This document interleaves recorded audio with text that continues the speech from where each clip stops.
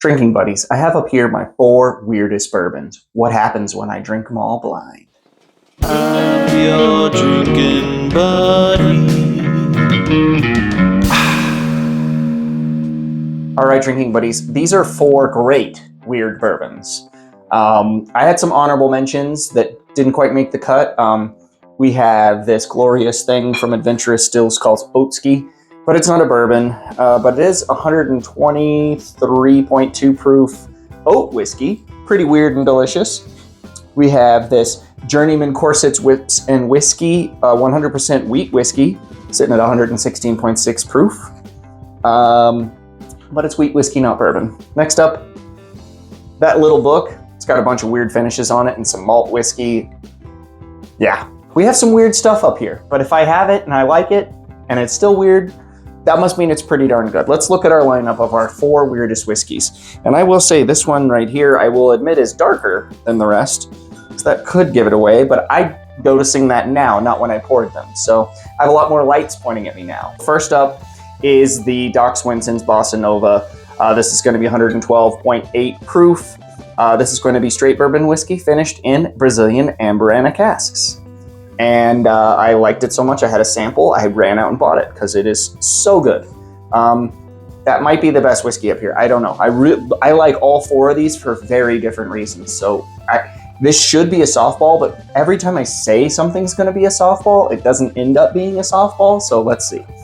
Next up, we have this Saints Alley. This is the Herald Special Edition. It's going to be a blend of straight bourbon whiskeys, finished in Pinot de Charance and Armagnac casks. 107 proof. So these are going to be either barrel proof or barrel proof adjacent. High proof, but not barrel proof. Closest I could come to barrel proof. I wanted them all to be barrel proof, but that one's not. But it's too weird to not throw in here, and it's good. Next up, this has got to be the weirdest of the entire bunch. This is going to be Barrel Armida. This is going to be bourbon whiskey finished in pear brandy, rum, and Sicilian Amaro casks. That thing is wild. I couldn't have a list of weird bourbons without something from Dickel, something from Texas, and something from Adventurous Stills. Because everything Adventurous Stills does is weird, but good. This is going to be 132 proof, 133 proof Peralta bourbon. It's going to be cask strength Peralta bourbon. And this thing has got some really cool chocolate and chili flavors on it that I should be able to pick out. And aged in Arizona gives it like a really interesting flavor. So we have 4 freaking weird whiskeys. Let's dive in. All right, here we go. First glass. Whew, that is brown sugar. This is cinnamon. Spicy, very spicy. Almost smells like a rye, it's so spicy. Tobacco?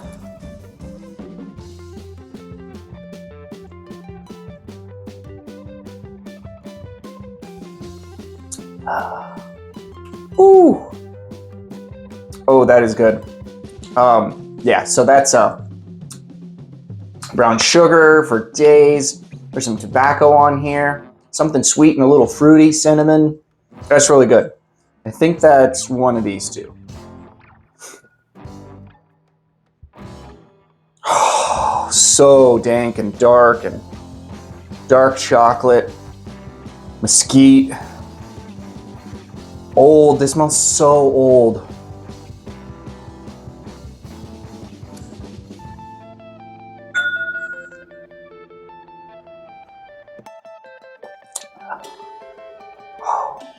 Man, I know a Peralta bourbon from a mile away. That's yeah, it's got that slight chili flavor, dark chocolate, vanilla, cinnamon, nutmeg. The chocolate carries through for so long. This thing is so chocolatey. When I first tasted the Peralta bourbon, I thought it was a chocolate flavored whiskey. That's how much chocolate is on this thing. I love this. It's going to be hard to beat. It's fantastic stuff. I keep it on my top shelf for a reason. It's one of my favorite whiskeys. That's the Peralta. This one's the lightest nose so far. Less going on the nose here than the others. But this is citrusy and bright. Honey. A lot of citrus like lemon.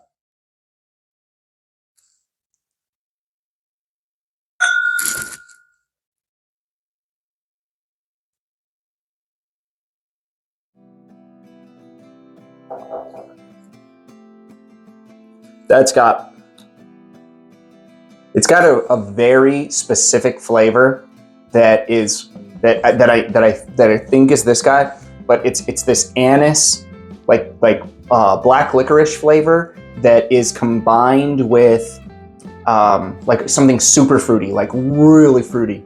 So you got like this, almost like you had black licorice that was flavored with like pear or banana or it's not, I guess it's pear because there's pear brandy on there. But yeah, I think this is just a really unique pour. And honestly, I think it's one of my favorite offerings from Barrel. I know I've had this bottle for like 2 years, but you know, I've drank through it. I don't want to finish it because I'd have to run out to the store and buy another one. I think I might have even had this for pushing 3 years. How long have I been doing this? I don't know. But yeah, that's really tasty. I think that's the Barrel. Okay. I thought that one smelled like brown sugar. This is brown sugar, molasses, cinnamon, like lots of cinnamon. This is a cinnamon stick has been shoved up my nose. And like a tobacco thing on here.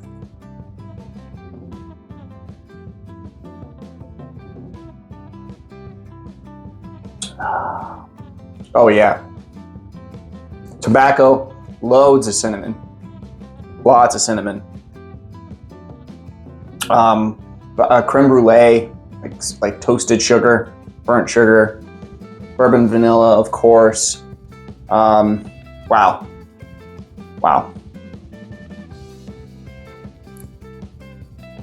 Snickerdoodle cookie. Because of that brown sugar and the cinnamon together. Wow. I almost fell over, it's so good. Like a brown butter thing on here too. It's just so desserty. I think that's the Bossa Nova. And dare I say, I might like it more than 2. I'm kind of shocked if I actually do say I like it more, because when I think, oh, what's your favorite weird whiskey? It's this bad boy right here, and it's not close, but maybe this bad boy is the new king in town. I don't know. I'm gonna have to go through them again to find out, and we'll give our guesses. It's very interesting because I don't feel like there is a lot of whiskeys that I get cinnamon on. I get it off of some Rise because of that spicy fall oak thing, and also on a lot of the Wild Turkey stuff. It's kind of part of that turkey funk flavor, where it's like medicinal cherry with a subtle cinnamon thing. But yeah, I get cinnamon on all 4 of these. This one is giving me, I think, giving it away that I think it's this Herald, because I'm getting a little bit of a grape note. And this one's finished in Pinot de Charance, which is a wine, and Armagnac, which is a brandy casks. And there's just a subtle grape thing on the finish. Like I'm drinking whiskey, but my wife is drinking wine and I can smell it.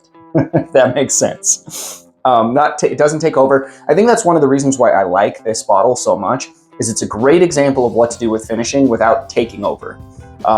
This one too, I mean, I don't feel like this really tastes like a rum finished. I kind of forgot that it was rum finished because I usually say I don't really like rum finishes, but Barrel has done some rum finishes that I like. You know, this one, the Seagrass, and then I have that Nana's pick that's finished in rum. I think those are the only rum finished bottles I've ever really enjoyed. Anything else that I taste that's rum finished, I feel like it's just too much rum. And this guy, oh, you're the king of Arizona bourbon. You know, I don't know if I like it as much as some of my stuff from Whiskey Del Bach, but that is my favorite bourbon out of Arizona, and it's my favorite bourbon probably distilled west of the Mississippi. I think I would put money on that. I don't feel like anyone else outside of the Bourbon Belt is doing anything close to as good as that. That's just how I feel. Take it as you leave it.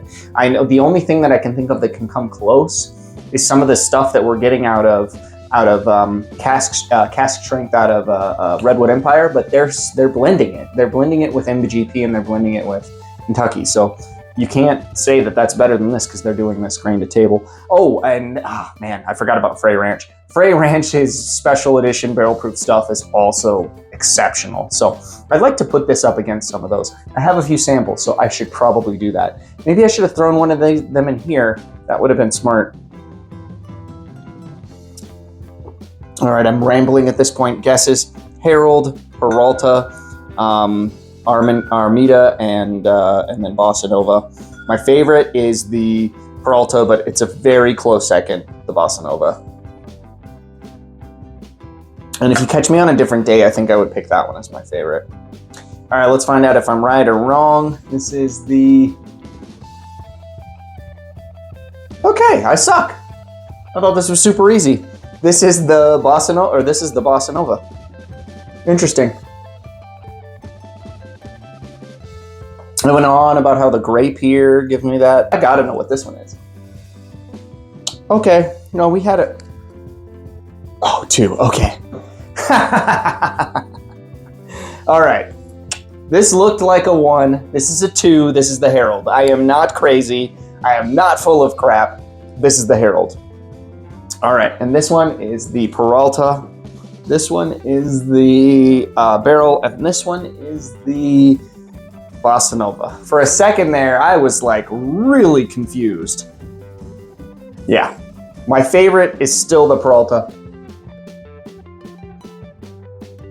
If you like dark chocolate at all, you got to get on this, man. Have you ever had those like Ghirardelli bars where it's dark chocolate with the chili in it? That's that in a bourbon. And this is just, do you like creme brulee and dessert? You mix that with a bourbon, you got this. The only thing I would say about this one is it might be a bottle like Woodford Double Oak where you gotta be in the right mood for it because it is so freaking sweet. But I find that those sweet bourbons hit different in the summer when it's so hot out. It almost drinks like I'm sipping on some sweet tea and it's just 100 degrees outside and it's refreshing and I don't know why. Maybe the drier bourbons, which I mean, bourbon is freaking sweet. We're splitting hairs here. But if you're drinking something that's not as sweet as these, maybe they just don't hit the spot as much for me in the summer.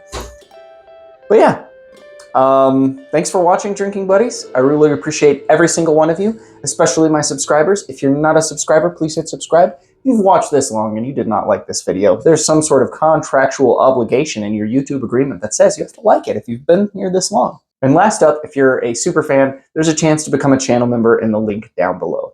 Thank you so much for watching. I really appreciate all of you. Thank you. I'll see you on the next one.